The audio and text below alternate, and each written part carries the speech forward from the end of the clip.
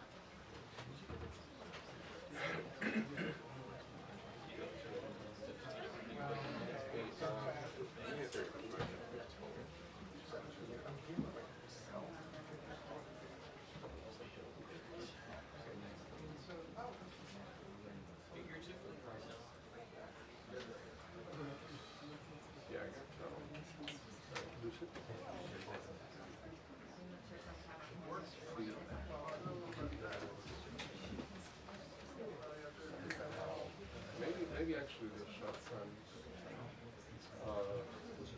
public passes.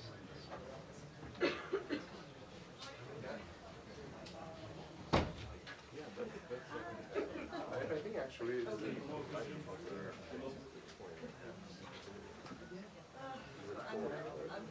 so sensitive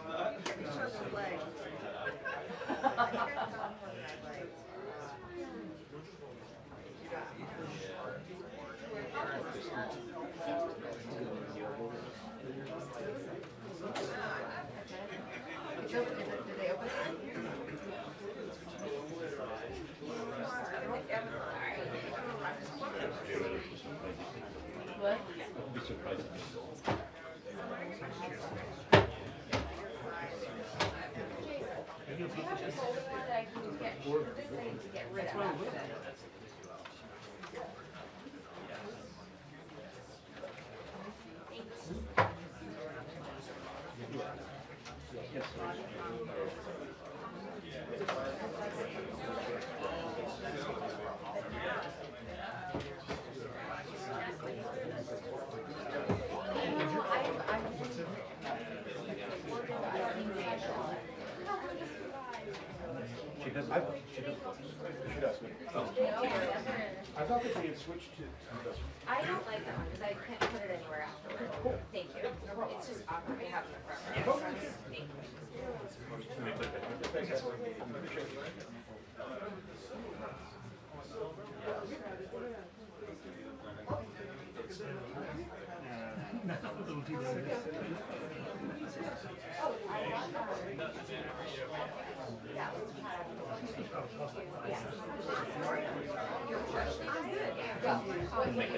Yeah, you can make it here.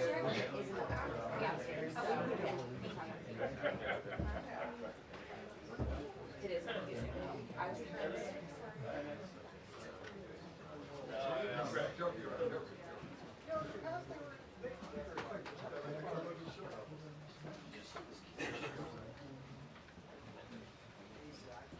Hey, yeah.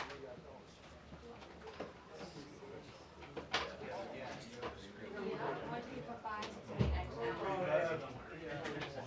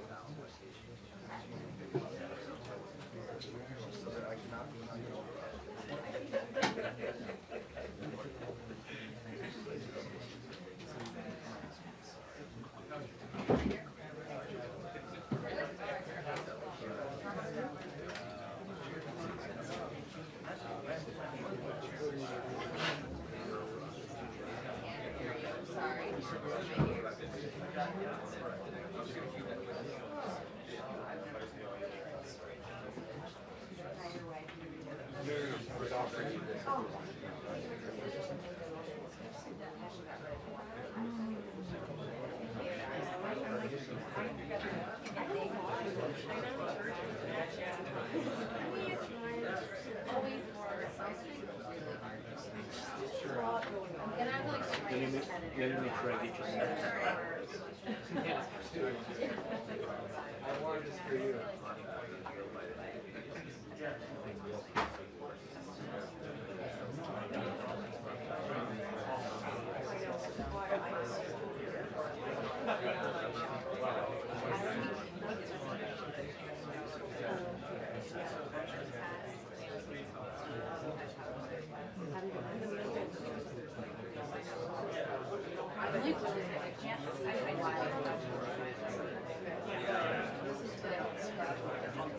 Sorry, I just like can't. You're over here, but I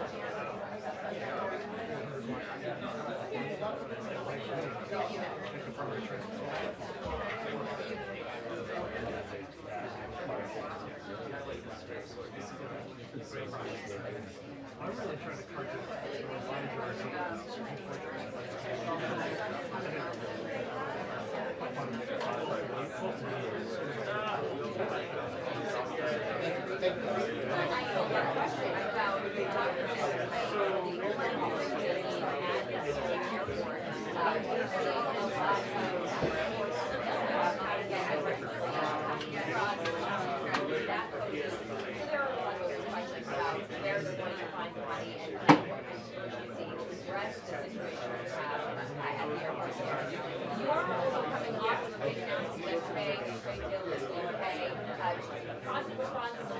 but there was a mixed reaction because these critics had basic information as well as saying that are just smaller than others of terrorists. And then you also had a union piece that described it as more of a understanding that the deal itself basically saying that there's a lot left to be hashed out, and it also failed to describe how it achieved the president's objectives of reshoring manufacturing and raising revenue. So there was a question to the president yesterday, but whether he had overstated in fact the significance of that deal because he really needed to win. He said no, and you have it wrong to that reporter, but there is some sign that the White House does certainly want to get more of these deals out. We had Navarro after that event yesterday telling people, be patient with us if you can. We have 20 or so in the hopper right now, as President said today, and everyone's looking to weekend conversation in Geneva between the U.S. and the Chinese delegation. It sounds like the President has sort of deputized Treasury Secretary Scott Bessent to go out ahead and hash out his deal with the contours of it, saying that we want an 80% tariff rate on Chinese sounds about right. This following report yesterday that claimed that the White House was actually dropping tariffs on China to 50%. Okay, that is a while. That's next week. For those who saw this letter. So a lot left to learn about where these deals stand, how far apart they might be at this time.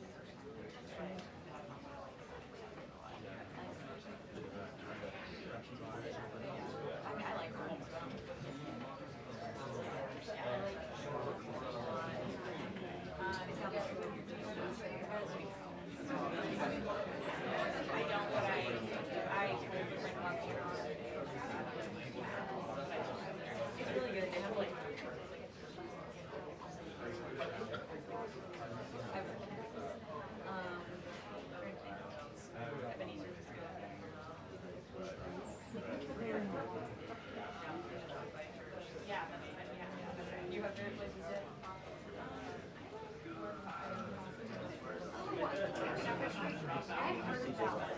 Where is it? There's some purpose. I don't know. It was on my CD. Okay, okay. You might need that for later. I like the yellow. Yeah, and then they started in New York, so they're called 4 or 5 items. Oh, try that. I love getting Yeah. I feel like I found one right for Yeah. Yeah. Yeah. Swing. Everything. Yeah, it's just like, yeah. Really? No way. It's on the, it's not on the structure.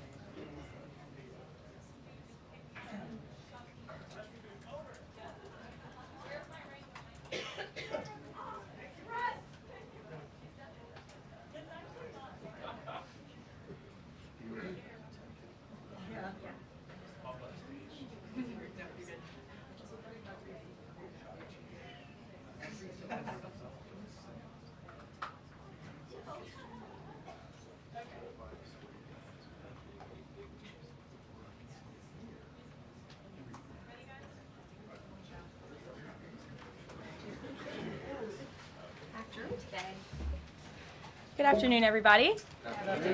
Good to see all of you. Happy Friday. The President looks forward to embarking on his historic return to the Middle East, visiting Saudi Arabia, Qatar, and the United Arab Emirates next week, where he will focus on strengthening ties between our nations. 8 years ago, President Trump's first trip was to this same region of the world, where he introduced his bold peace through strength foreign policy strategy. On that trip, the president laid out his goal of eradicating terrorism and extremism in the region, which he successfully accomplished over the course of his administration with the total defeat of ISIS and the historic signing of the Abraham Accords. Now, 8 years later, President Trump will return to re-emphasize his continued vision for a proud, prosperous, and successful Middle East, where the United States and Middle Eastern nations are in cooperative relationships, and where extremism is defeated in place of commerce and cultural exchanges. This trip ultimately highlights how we stand on the brink of the golden age for both America and the Middle East, united by a shared vision of stability, opportunity, and mutual respect. The President greatly looks forward to visiting with our brave men and women in uniform at our U.S. Air Base in Qatar throughout this trip. Yesterday, President Trump demonstrated the art of the deal and secured a historic trade agreement, despite all of the naysayers who said no deals were coming. That, of course, turned out to be untrue.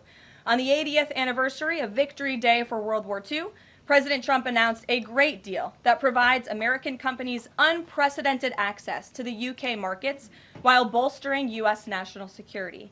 This trade deal will massively expand U.S. market access in the United Kingdom, creating a $5 billion opportunity for new exports for U.S. farmers, ranchers, and producers. This includes more than $700 billion in ethanol exports and $250 million in other agricultural products like good old American beef. The deal commits the United States and United Kingdom to work together to enhance industrial and agricultural market access and strengthens American competitiveness. Importantly, the deal also ensures streamlined customs procedures for U.S. exports. The UK will also be purchasing $10 billion of American-made Boeing planes as part of the deal. A trade agreement like this between the United States and the United Kingdom was being worked on for many years but continued to prove elusive. But because of President Trump's bold negotiating approach, he got it done. All of this happened because of President Trump's implementation of powerful tariffs to end the era of economic surrender and rebalance America's trading agreements. American workers and companies are the best in the world, and they finally have a president who has their backs, fights for them, and delivers good deals that puts them first. This is just the first of many trade deals to come. Get ready for more historic deals and our country to boom like never before. On that note, Treasury Secretary Scott Bessent and Ambassador Jamieson Greer will meet with the lead representatives on economic matters from the People's Republic of China over the weekend in Switzerland. As President Trump has said, the United States and China have been talking for some time over the course of the administration, and now teams from both countries will meet in person to continue discussions. You can be certain that President Trump and his trade team will ensure we work to achieve the best deal possible for America. In other news, the Trump administration just announced a new incentive for illegal aliens living in the United States to self-deport. Eligible illegal aliens who now use the CBP Home app to self-deport will receive a clear, safe way to leave the United States. Their plane tickets home may be paid for, and they will receive a $1,000 stipend once we have confirmation that they have left our country. This new feature will allow illegal aliens to have a planned departure out of the country and to leave as soon as possible in a dignified way. If illegal aliens make the right decision here and submit their intent to depart through the CBP Home app and pass extensive vetting, they will be temporarily deprioritized for ICE detention and enforcement action before their scheduled departure. And leaving voluntarily in this matter may improve their legal immigration options in the future. This initiative will also save massive amounts of money for American taxpayers. Voluntary departures are much more cost-effective than traditional removals. By deploying the CBP Home app in this new way, President Trump is aiming to reduce the need for costly arrests, detentions, and court proceedings. Currently, the average cost of traditional removal is more than $17,000 per illegal alien.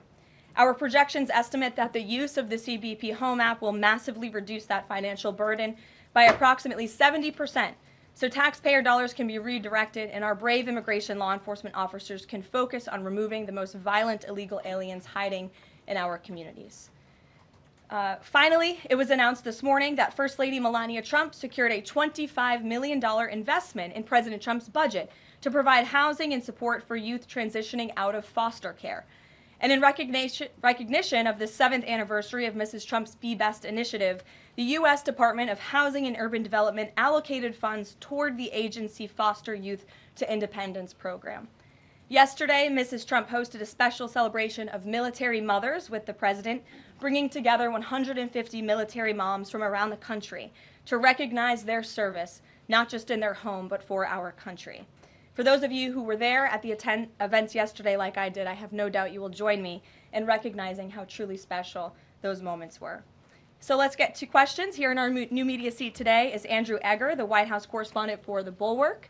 The Bulwark is a new media company launched in 2019 with hundreds of thousands of readers on Substack and more than 1 million subscribers on YouTube. Andrew, please kick us off, and thanks for being here. Yeah, thank you for having me, Caroline. The president posted another ad this week for his Trump meme coin. The group that's running that coin is encouraging people to buy in order to win a dinner this month with the president. Why is the president planning to attend a dinner for the top investors in his coin? Look, the president is abiding by all conflict of interest laws. The president has been incredibly transparent with his own personal financial obligations throughout the years. The president is a successful businessman, and I think, frankly, it's one of the many reasons that people reelected him back to this office. There are at least some people who are buying this coin who seem to view it as an opportunity to influence the president's views. There was a logistics company this week that said they would buy $20 million in the coin in order to advocate for free trade between the U.S. and Mexico. If buyers are buying for that reason, are they wasting their money? Look, I can assure you the president acts with only the interests of the American public in mind, putting our country first and doing what's best for our country, full stop. That's his intention, and that's what he's focused on. Kristen, good to see you here today. Welcome back. Caroline, thank you. Glad to be back. So on those China talks, what does President Trump expect to come out of those talks, and is he going to be disappointed if his team can't secure a deal? Well, look, the president is very confident in his Secretary of Treasury, Scott Bessent, and of course Ambassador Jamieson Greer, who has played an instrumental role in all of these trade negotiations as well. I think yesterday's success, the announcement of a trade deal with the United Kingdom, is a great first step. Again, many said in this room it couldn't be done. Now we are moving forward with many other countries. We're talking to dozens of our trading partners around the world.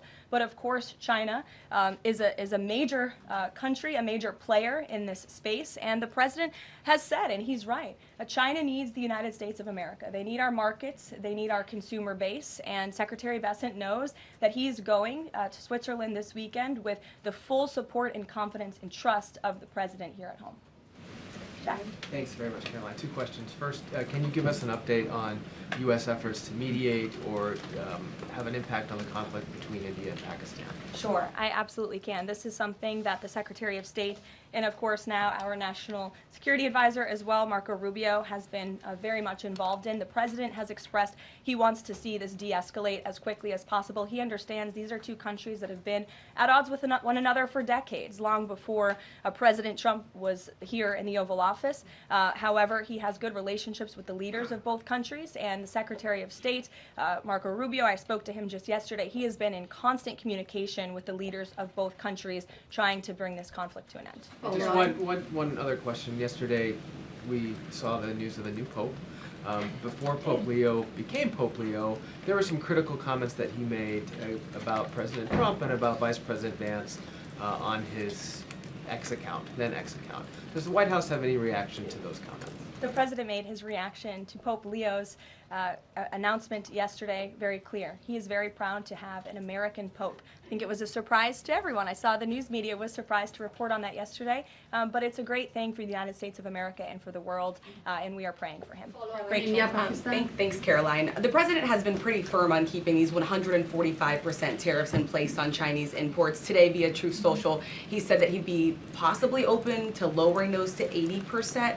Why the change, and how did the president land on 80? The president still remains with his position that he is not going to unilaterally bring down tariffs on China. We need to see concessions from them as well. And again, that's part of the reason that Secretary Bessent is going to talk to his Chinese counterparts this weekend to start those discussions in person. As for the 80% number, that was a number the president threw out there, and we'll see what happens this weekend. And always in the effort of transparency, I'm sure you'll hear directly from the Treasury Secretary or the president after those negotiations conclude. Jackie. Thank you, Caroline. Why did the White House announce this deal with the UK before all of the details were finished? That's not true, actually. I saw the fact sheet. I saw the deal as well before the president brought all of you in the Oval Office in the effort of transparency. You had the president and the prime minister on the phone talking to all of you directly about how this was a great deal, a phenomenal deal, and discussions will continue. But as I spoke to our ambassador Greer yesterday, this is how trade deals work. You set an initial agreement, you set the framework, you set up the deal, and then of course, you know, T's have to be crossed and I's have to be dotted, but this deal is a good deal, and the numbers are determined, and all of the market access that I just discussed will remain. Does that mean that the 10% baseline is going to still be there at the end when all of the other details are ironed out? The president is committed to the 10% baseline tariff, not just for the United Kingdom, but for his trade negotiations with all other countries as well. Permanently, even after the deals are done, like that is going to remain. The president is determined to continue with that 10% baseline tariff. I just spoke to him about it earlier. Stephen. Thank you, Caroline. I'd like to ask about New York and about a personnel matter. On New York, the mayor, Eric Adams, is here today. Could you tell us anything more about the visit, who initiated it, what they're talking about? And also, is there any comment from the White House on the air traffic control issues in Newark? All I will say on Mayor Eric Adams is that he requested a meeting with the president, and the president was willing to take it. If the president wishes to discuss his private meeting afterwards, I will let him do that himself. Yes, I'm glad you asked about the FAA.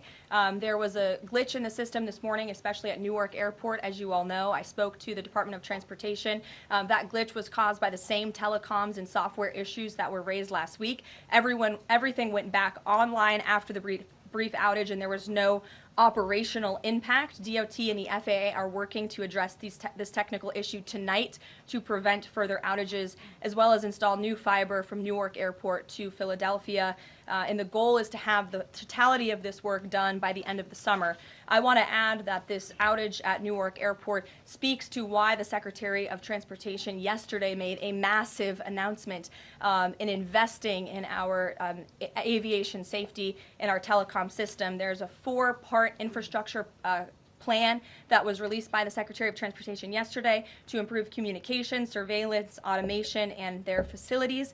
They want to replace the antiquated telecom systems with new fiber, wireless, and satellite technologies, replace more than 600 radars, which have gone way past their life cycle, and address runway safety. They want to build 6 new air traffic control centers for the first time since the 1960s and replace towers as well. They want to implement new modern hardware and software for all traffic facilities to create a common platform system throughout the towers. These are much needed changes. This is a very bold plan by the Department of Transportation. I think it's unfortunate that the previous administration sat in their hands and did nothing, but how grateful we are that we have a Department of Transportation and a secretary and a president who's willing to take bold action and change. The personnel matter, Caroline, could I ask? Thanks, Caroline. Just going back to India-Pakistan, can we expect President Trump to get in touch personally with the leaders of those countries to try and de-escalate this situation? If and when that happens, we will certainly let you know. Natalie. Thanks, Caroline. Sure. I have a question about the Middle East trip. Will any of the president's family members, like including Don Jr., Eric, or Jared Kushner, be joining him on the trip? I am not tracking any of the president's family members joining us at this time, but of course, the first family is welcome to come.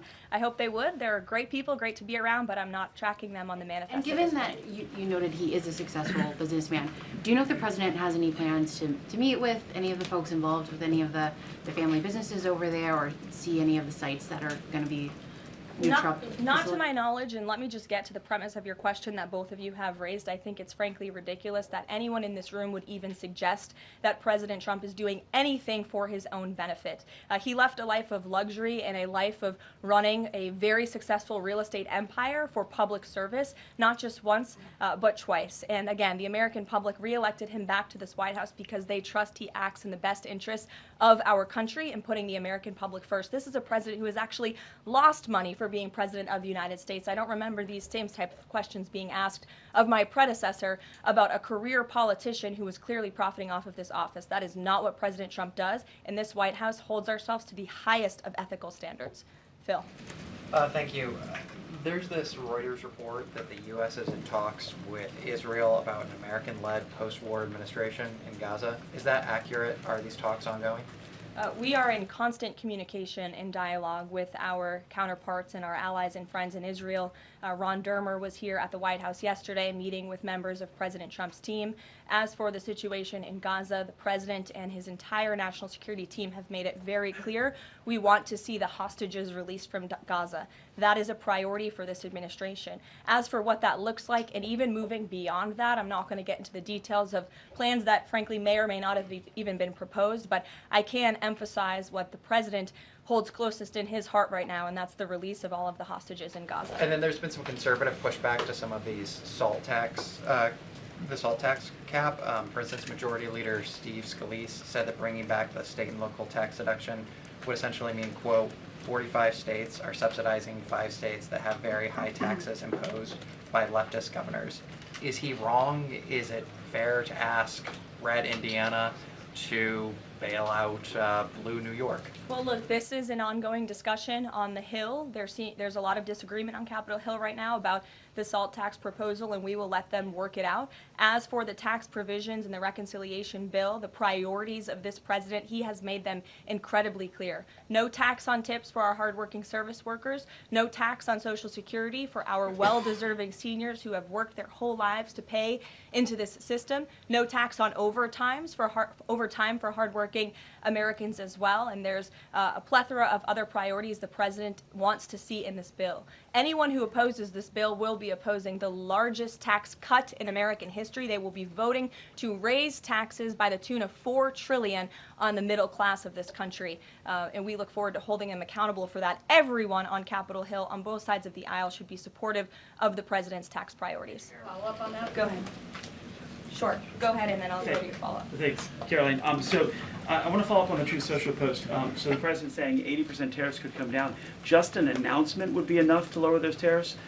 Is that what he's looking for from the Chinese concessions? Well, that's not what the president said. He said that an 80% number may sound good to him, but again, he's in constant contact with our Secretary of Treasury, who will be leading these negotiations this weekend. And historically, the Chinese have made the meeting itself a win. What does a win look like out of these meetings for the president this weekend? A good deal for the American worker and the American people. Go ahead. Thanks, Caroline. Yeah, back to the reconciliation bill. Can you just clarify the president's position, though, a little bit specifically on the tax issue? Because in his Truth Social post, he said this morning that he would accept even a tiny tax increase for the rich, but then says Republicans probably shouldn't do it, but I'm okay if they do it. So what is it that he wants? Does he want them to increase the tax rates? The president wants tax cuts, the largest tax cuts in history. He wants to extend his historic tax cuts from 2017, and he wants to see all of the other tax priorities that I just laid out for you included in this bill as well. As for the policy proposal you're talking about, the president has said he himself personally would not mind paying a little bit more to help the poor and the middle class and the working class in this country. I think, frankly, that's a very honorable position. But again, these negotiations are ongoing on Capitol Hill, and the president will weigh in when he feels necessary. Encourage them to have a higher bracket for top earners? The president has made his personal position on this matter clear. Michael. The president's in constant communication with leaders on the Hill. Ahead of the president's trip to the Middle East, he's mentioned he wants to rename the Persian Gulf the Gulf of Arabia. Iran is now saying that doing so will bring the wrath of all Iranians. Can you talk about the support that the Gulf of Arabia has in the region and why this is important to the president? Well, first of all, the president has said he hasn't made a determination yet. That was in the news that you guys all asked him about it, and he said he wasn't quite sure. So he hasn't made a definitive decision on that yet. And secondly, Caroline, the president has shown support for South African refugees that are coming to the United States next week. Can you talk about what these refugees are fleeing and why this is a priority for the administration? Well, the president has actually signed an executive order on that matter. My office can get it back to you, Michael. But this group in South Africa has faced racial persecution. In fact, the government there has vowed to take away their farmland that they own. And so the president has talked significantly about this. As for further details on refugee claims and asylum claims, I would defer you to the State Department. Can I follow up on that? Go ahead. No, in front of you. Thanks, sorry. Sure. Thanks, Caroline.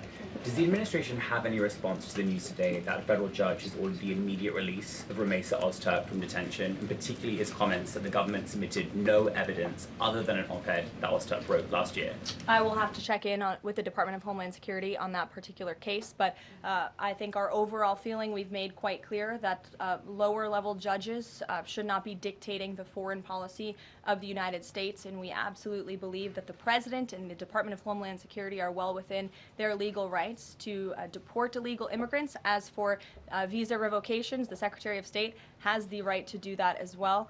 It is a privilege, not a right, to come to this country on a visa. But I'll check in on the specific case. My office will get you details. Sure.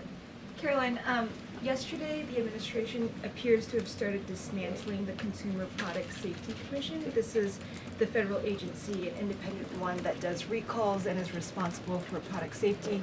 Does the administration not believe that it's important, to keep toys and cribs? I mean, you're a young mom, off of the product of the market. It's a federal agency within which branch? It's the executive branch. Who's the head of the executive branch? The President of the United States.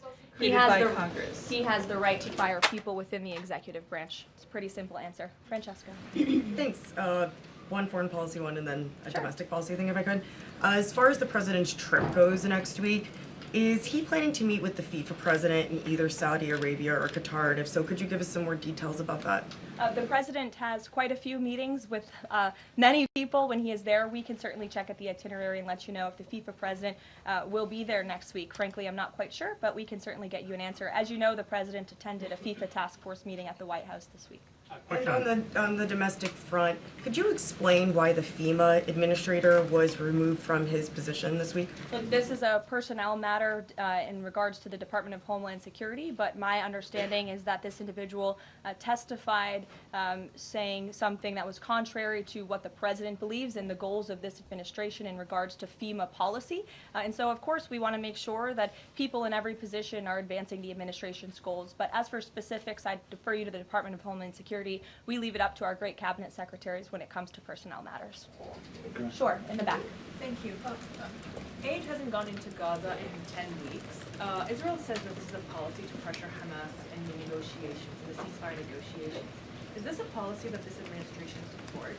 The president answered this week. He said that he wants to ensure that aid can get into Gaza, but we have to do it in a responsible way to ensure it doesn't end up in the hands of terrorists. So this is something the administration is actively working on, and when we have a policy to announce on this definitively, we can certainly let you know. Can you talk about this effort for the U.S. to take over the distribution of aid in Gaza, to exclude Israel, but also international organizations said this effort militarizes aid?